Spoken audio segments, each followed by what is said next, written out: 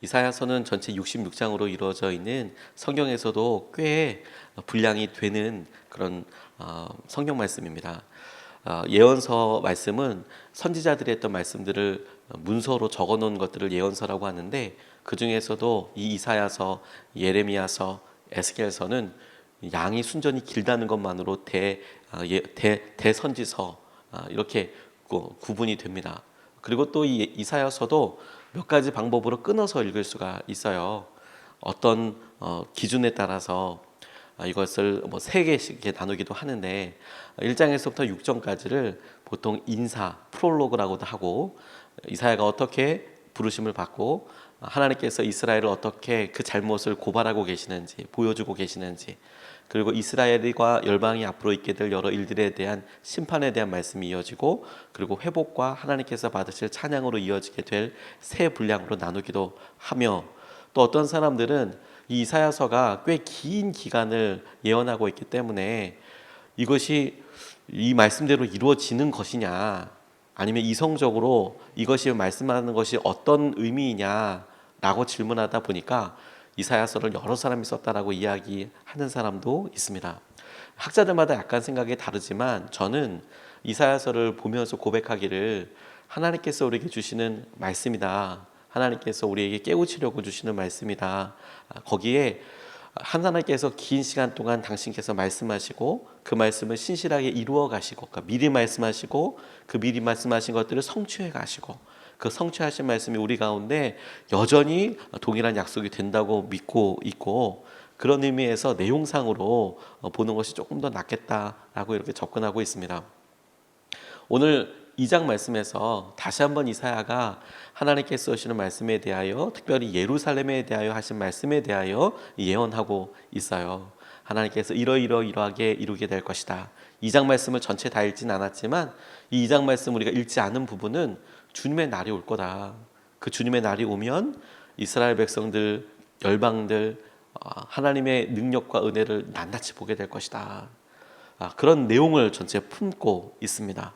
마지막 날, 그 날이 오게 되면, 심판의 날이 오게 되면 주님께서 우리 가운데 당신의 진리를 드러내게 되시면, 그때 일어나게 될 일들에 대해서 묘사할 때 1절서부터 5절까지 말씀은 예루살렘에서 하나님께서 하실 일, 그 일로 인하여서 주님의 심판이 대비돼서 나타나게 될 상황, 그리고 우리가 읽었던 마지막 22절 말씀에서 우리가 어떻게 해야 하는지 이렇게 설명하고 있는 말씀이에요. 근데 유독 중요한 부분은 하나님께서 직접 가르칠 것이다 라고 말씀하고 계시는 거예요. 하나님께서 직접 가르치셔서 예루살렘 성 시온산에서, 예루살렘 성전에서 하나님께서 당신의 말씀을 가르치실 것이다, 이렇게 이야기하고 있는데요. 저는 이 말씀을 통해서 두 가지 우리가 같이 오늘도 붙잡고 말씀을 통해서 위로받기를 원합니다. 첫 번째로 주목하고 싶은 것은 주님의 빛 가운데로 걸어가자라는 말씀이 우리에게도 동일한 도전이고 은혜였으면 좋겠습니다. 우리가 빛 가운데 걸어가야 하는 거구나. 5절 말씀에 나와 있는데요. 오너라 야곱 족속아, 주님의 빛 가운데서 걸어가자라고 이야기하고 있습니다. 하나님께서 말씀하신 그날, 그때가 되면 그날은 마지막 날이 될 것이고 심판의 날이 될 것이고, 하나님께서 말씀하신 것들이 다 이루어지게 될 날이 될 텐데, 그래서 우리가 하나님께서 말씀하신 대로 회복을 경험하게 될 때 그분의 계획대로 모든 것이 다 이루어지게 될 거거든요. 그런데 그럴 때 모든 민족들이 하나님의 산 예루살렘, 시온산, 그리고 주님의 성전이 있는 그곳에 와서 하나님의 말씀을 듣게 될 것이래요. 제가 주목하게 된 것은 뭐냐면 사람들의 마음이 변하게 될 거라는 거예요. 1장에서 이스라엘 백성들 뿐만 아니라 하나님의 말씀을 아는 사람들에게 너희들이 마음으로 하나님을 떠났다, 이렇게 이야기하셨었거든요. 그런데 하나님께서 말씀하실 그날이 되면 사람들의 마음이 변해서 시온으로 다 오게 될 거야. 이스라엘뿐만 아니라 모든 사람들이 다 오게 될 거야, 이렇게 말씀하고 계시는 거예요. 사람들의 마음이 변하게 될 것이다. 하나님의 성전에 오게 될 것이다. 그리고 그 일을 통해서 하나님께서 하시는 일이 무엇이냐면 하나님께서 직접 그곳에서 사람들을 가르치실 것이다, 이렇게 말씀하고 계세요. 이스라엘을 부를 때 하나님께서 야곱 족속아라고 부르고 계시잖아요. 이사야가 야곱 족속 이스라엘 족속 차이를 몰라서 그렇게 고백한 것이 아니라고 싶어요. 알고 직접 그렇게 의도적으로 부르고 있는 것이겠죠. 이스라엘의 변하기 전 이름이 야곱입니다.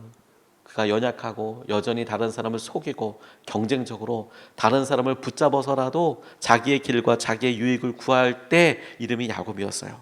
그럼 그가 하나님 만나고 하나님께서 놀랍게 그의 삶을 붙잡아 주셨을 때 그가 승리했다라는 표현을 감히 하나님께로부터 받게 됩니다. 그리고 이스라엘이라고 이야기하게 돼요. 그리고 그의 삶에 여전히 연약한 모습을 보일 때는 하나님께서 그를 야곱이라고 부르셨고, 그의 삶에 하나님의 뜻대로 어찌됐든 간에 살려고 할 때는 그를 이스라엘이라고 부르셨거든요. 똑같습니다. 하나님께서 이스라엘 족속을 유독 야곱 족속이라고 부르고 계신 것은 너 참 연약하다, 너 참 변한 게 없구나. 하지만 그럼에도 불구하고 너의 모습은 그럴지라도 너희들이 변하게 날이 올 것이다, 가르치게 될 것이다. 그리고 가르쳐 주신 하나님의 말씀대로 우리가 살아가게 될 때 전쟁도 사라지고 이 땅의 모든 것에 하나님의 말씀이 새기게 될 것이다. 그것에 대한 표현이, 구체적인 표현이 전쟁용 무기를 다 녹여서 농사 보습과도 같이 농사 기구로, 농기구로 다 만들어버리는 일이 있게 될 거예요. 전쟁을 예비하지 않아도 될 그런 날을 너희들이 보게 될 것이다. 말씀대로 살아가고 따라가는 사람들로 인하여서 그런 날이 우리에게 오게 될 것이다. 이렇게 말씀하고 계시는 거거든요. 그리고 우리에게 주님이 가르쳐 주신 대로, 알려주신 대로 걸어가는 그 길이 빛 가운데로 걸어가는 길이다. 이렇게 말씀하고 계세요. 그리고 그 길로 가자. 주님께서 우리에게 가르쳐 주시고 주님께서 우리의 마음을 변화시키셔서 그 변화시켜 주신 마음대로, 주시는 마음대로 우리가 따라가고 우리가 함께하는 것을 주님이 빛 가운데, 주님의 빛 가운데 걸어가자, 같이 걸어가자, 이렇게 초청하고 계세요. 우리의 삶에 어둡고 힘들게 여겨지게 되는 여러 상황과 두려움과 어려움이 있습니다. 재정도 그렇고 자녀의 일도 그렇고 건강도 그렇고, 우리가 두렵다라고 이야기할 때 색깔로 생각해 보면 아주 그냥 어둡고 잿빛이고 회색빛이고 그루미하고 이렇게 표현하는 경우들이 많잖아요.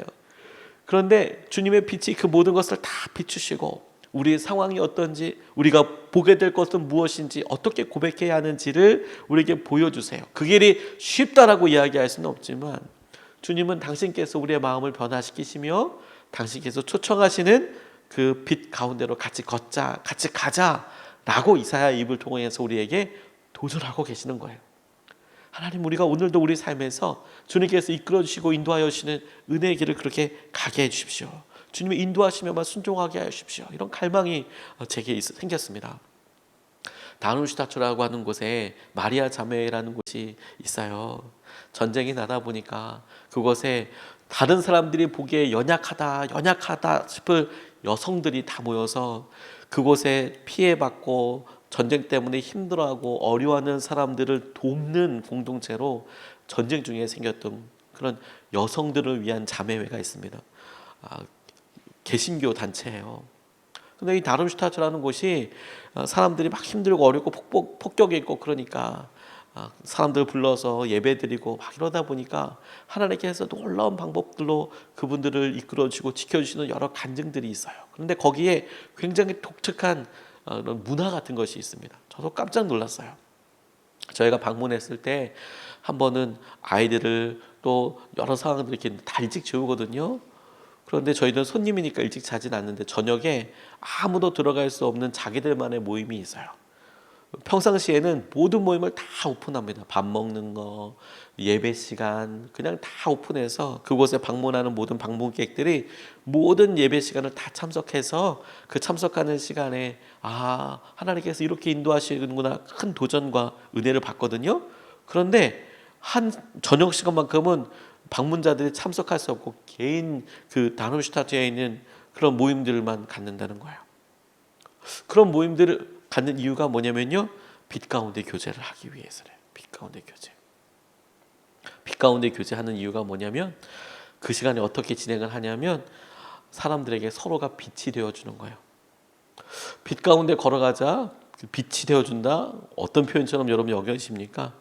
그 시간에 서로 공동체 안에 있을 때 사람들에게 서로 자신의 봤던 상대방의 연약한 모습들을 깨닫게 해주는 거예요. 다 말해서 서로가 서로에게 빛이 되어주는데 자매가 그렇게 일할 때 말할 때 했던 이런 일들이 하나님의 영광을 가리는 것 같았어요. 그런 일들 때문에 누군가에게 상처를 주는 것 같았어요. 그렇게 이야기하는 시간이 있다는 거예요. 놀랍죠? 우리가 서로에게 빛이 되어준다는 것이 참 힘들고 어려운 일일 거예요. 그럼에도 불구하고 우리가 겸손하게 주님의 빛이야 이것이 우리가 비춰주고 우리의 연약함을 마주하게 될 때 그걸 내가 주님의 말씀대로 살겠다라는 결단으로 인하여서 굳이 거부하지 않고 내가 그것을 주님의 말씀으로 받아들여요. 그래서 하나님께서 하신 은혜를 결단하고 나아가요. 내게 유익이 되도록 해요. 우리가 서로 말하는 것이 서로를 향한 공격으로 끝나게 되진 않아요. 그리고 목적도 공격이 아니에요. 주님의 빛 가운데 가기 위한 과정으로 받아들여요. 그런 공동체가 있다는 게 너무 도전이 되더라고요. 근데 우리에게도 지금 당장 우리를 위하여 충고해주고 우리의 상황을 보여주는 것이 우리에게 쉽지 않더라도 여전히 이런 마음과 태도는 우리에게 중요한 도전이 됩니다. 어느 우리의 연약함이 드러나고 우리의 상황 가운데 우리가 직면하게 될 이런 상황들을 통하여 우리가 지금 주님의 빛 가운데 걸어가는 거야. 주님이 드러내시는 거야. 내가 주님께 이 일을 통하여 반응해야 하는 거야. 감사해야 하는 거야. 주님의 말씀대로 살아가기 위하여 주님께서 나를 붙잡고 계시는 거야. 그게 중요한 도전이라고 생각하게 됐어요. 예전에 유기성 목사님께서 이런 말씀을 한번 하신 적이 있어요. 본인의 설교에 대해서 어떤 분이 장문의 메일을 보내주시고 그 메일의 평가를 아주 제가 느끼기에는 아주 혹독하게 쓰셨나 봐요. 격려도 해주시고 이러이런 부분이 너무 좋다고도 이야기해 주셨지만 어떤 부분들은 이렇게 했으면 좋겠다라고 그런 날카로운 비판도 많이 하셨대요. 참 그런 메일을 받는 게 쉽지가 않거든요. 고통스럽고 일일이 이건 이런 거예요, 이런 의미로 해서요라고 변명하고 싶은 생각도 들으셨대요. 그런데 오히려 그 목사님께 고맙다고 인사를 드렸답니다. 고맙다고. 물론 변명을 하려고 그러면 상황을 설명하려고 하면 얼마든지 다 할 수 있지만 하지만 그걸 그냥 주님께서 자신의 연약감을 알게 해주시는 통로로 그냥 받은 거죠. 그냥 아멘. 그리고 그렇게 보셨다면 그것은 또 그것대로 그 나름대로 사실일 가능성이 있다고 그럴 나름대로 의미를 갖고 있는 거라고 이렇게 받으셨대요. 그래서 그 비판을 통해서 오히려 더 눈이 열리는 계기가 되셨다고 더 큰 유익이 되셨다고 이렇게 생각하는 사람들도 있구나 라고 받아들여서 더 큰 의미로 받아들일 수도 있었다고 저게 너무 큰 도전이 되더라고요. 빛 가운데 걸어가는 것이 그렇구나 우리가 밝은 길 걸어가는 거는 이렇게 느껴지지 않을 거예요. 주님 안에서 다 드러나게 돼요. 그래서 주님께서 우리에게 알려주시는 것들을 내가 주님의 말씀대로 살겠다 결정하여 주셨으니 내가 그 일을 향하여서 하나하나 고쳐 나가는 것이 실제 빛 가운데로 걸어갈 때 우리 가운데 생기는 일 가운데 한 가지일 거예요. 주님 우리가 말씀대로 걸어가는 그 길을 주님이 우리에게 알려주신다라고 믿고 믿음으로 걸어가게 해주십시오. 그렇게 반응할 수 있으면 좋겠습니다. 두 번째로 같이 붙잡고 싶은 말씀은 22절 말씀입니다. 너희는 사람을 의지하지 말아라. 그의 숨이 코에 달려 있으니 수의 샘할 가치가 어디에 있느냐라고 물어보고 계시는 거예요. 사람 의지하지 마라. 하나님을 의지하라. 이런 이야기죠. 주님의 날이 되면 모든 것이 다 드러나게 될 겁니다. 심판 앞에 서게 될 거예요. 우리가 중요하다고 생각했던 것, 우리가 의지했던 것들이 별 의미가 없다는 것을 다 알게 될 거예요. 어느 날 중요하게요. 어렸을 때 사람들 딱지치기 하다 보면 딱지 하나 이럴 때 세상이 무너진 것 같이 힘들고 어려울 때가 있었거든요. 그런데 딱지 이거 애들이랑 같이 노는 거 끝나고 저녁에 다시 집에 들어갈 때면 그거 별로 그냥 다음날 다시 따야지 혹은 그거 그렇게 큰 준비 아니에요. 저희 집이 이렇게 살 때 다세대 주택에 살 때요 제가 몰래 숨겨놓던 곳이 있었거든요. 딱지 숨겨놓는 곳이 있었어요. 어머니가 다 찾아서 버리시니까 그러니까 몰래 숨겨놓는 곳이 있었어요. 그래서 어머니도 기가 막히게 찾아서 그것도 다 버리시더라고요. 쓰레기다 쓰레기 이거 다. 제가 보기에는 보물인데 저희 어머니가 보시기에는 쓰레기인 거죠. 그래서 찾으면 처음에는 이야기하시더니 그 다음에 그냥 버리시더라고요. 갖고 오지 마라 이런 것 좀 제발 좀 하지 마라 이렇게 하시더라고요. 적당히만 하고 쌓아두지 마. 우리 마음속에 내가 그 시기에 그 상황에 그게 되게 중요해 보이지만 그거 지나고 나면 아무것도 아닐 거 있거든. 그런 게 대부분일 거거든요. 근데 주님이 우리에게 그 부분을 이야기하시는 거예요. 우리가 의지하는 것, 그 모든 일들 앞에서 하나님 앞에서 아무것도 아닐 것들이 거의 대부분일 거거든요. 그것을 내가 그럼 무엇에 의지하면서 살아가야 하는가? 이게 지혜가 될 거예요. 하나님만 의지합니다. 우리가 죽고 사는 것이 하나님께 달려 있어요. 그것을 생활 가치조차 있겠느냐? 이렇게 물어보시는 거거든요. 오래 살고 말고 건강하게 살고 말고가 다 하나님의 은혜에 의지할 때 있어요. 그런데 여러분, 오늘 말씀이 우리에게 이렇게 긴 심판에 이어서 심판의 날에 이뤄질 주님의 그날이 오면 일어나게 될 일들을 이야기하면서 사람 의지하지 마라. 그 코끝에 생명이 있으니 그 생활 가치가 있겠느냐? 너 연약한 사람이다. 너 연약한 사람이니까 사람들 의지하고 살지 말고 하나님 의지하며 살아라고 말씀하시는 것 자체가 묵상하고 물상할수록 우리에게 굉장히 커다란 위로가 돼요. 너 연약해. 너 깨어지기 쉬워. 우리는 안 깨지려고 버티는 거거든요. 그래서 안 깨지려고 내게 소중한 가치들을 막 덧대는 거거든요. 그거라도 있으면 내가 더 유명한 사람 같고 딱지라도 몇 개 더 있으면 다른 아이들보다 조금 더 나은 것 같고 돈이라도 조금 더 있으면 조금 더 안전하다고 생각하잖아요. 근데 주님은 너 깨지기 쉬운 그릇이야. 그걸 인정하고 살라고 이야기하는 거예요. 그리고 하나님을 의지해. 사람들 다 깨지기 쉬워. 그 코끝에 생기가 사라지면, 호흡이 사라지면 끝인 거야. 그렇게 우리에게 말씀하시는 거잖아요. 해외 명품 브랜드 매장에 사실 저는 가보지는 못했지만 아마 그렇게 일을 하나 봐요. 이름을 외국 이름으로 이렇게 쓰나 봐요. 근데 거기에 일하던 어떤 분이 이제 해외 브랜드 매장에서 일하는 한 매니저가 출근과 동시에 자기 이름을 내려놓고, 예를 들어 차기롱이라는 이름을 내려놓고 마이클이라는 영문 이름으로 대신 이렇게 명찰을 하고, 그리고 손님들을 만난답니다. 나는 마이클이야. 그런데 가끔 가다가 손님들 중에서 엄청 어렵게 하는 사람들이 있대요. 엄청 어렵게 막 모욕적으로 이야기하기도 하고 뭐 이런 막 불평하기도 하고. 근데 그때마다 이 무시와 모욕에 대해서 본래 차기롱 내가 아니라 이건 마이클이 당하는 어려움이야. 이건 마이클, 그러니까 분리하는 거죠. 공은 공, 사는 사, 이런 식으로. 그래, 이건 내가 어쩔 수 없이 이게 내 직장이니까 내가 지금 하는 거지. 이렇게 무시하고 모욕당하는 거는 마이클이 당하는 거고 나는 아니야. 이제 이런 식으로 이제 분리해서 생각하기 시작했어요. 그런데 공과 사를 분리하는 프로의식에 투철한 사람이라고 스스로 믿었지만 어느 날 출근길에 가슴을 움켜쥐고 응급실에 실려가게 됐다면 공황장애가 이제 오게 된 거예요. 얼마나 싫었을까요? 얼마나 미웠을까요? 근데 그런 상황들을 보고 우리도 참 비슷한 면이 많아요. 우리가 상황에서 이런 상황이기 때문에 내가 어쩔 수 없이 하는 거야. 내가 어떻게든 견뎌봐야 되는 거야. 이렇게만 접근하고 생각하죠. 그런데 여러분, 그걸 해결할 수 있는 진짜 중요한 방법, 아니 거의 유일한 방법은 뭐냐면, 주님 원래 제가 이렇게 약하고 깨질 수밖에 없어요. 그러니 주님 의지할 수밖에 제게는 다른 방법이 없어요. 이게 팩트예요. 이거예요, 이거. 제가 예전에 야학을 할 때 함께 선생님으로 있었던 한 누님이 제게 뜬금없이 이런 이야기 하신 적이 있어요. 근데 제게 되게 중요한 도전이 됐었습니다. 제가 사람들 만날 때 행복하세요, 행복하세요 이렇게 인사한 지가 아주 오래됐거든요. 아주 오래됐어요. 사람들 만날 때마다 행복하세요 그렇게 이야기를 하는데, 근데 그 누님이 보시기에 제가 윤리 가르치고 있었는데 검정고시 이렇게 할 때요, 자꾸 막 이렇게 가르치고 뭐 이런 걸 보고 그냥 사람들 만날 때마다 행복하세요 얘기하고 그러다가, 그래서 나름 저에게도 잘해주시고 그러다가 제게 한 가지 물어보시더라고요. 기룽아 넌 네가 왜 날마다 행복해야 한다고 생각하니? 이렇게 물어보시더라고요. 너무 단순하죠. 기룽아 너 행복해라 하자 이렇게 얘기 많이 하는데 넌 왜 네가 날마다 행복해야 된다고 생각하니? 이렇게 물어보시더라고요. 뭐 별거 아닌 이야기인데 저한테는 되게 잔향이 많이 남았어요.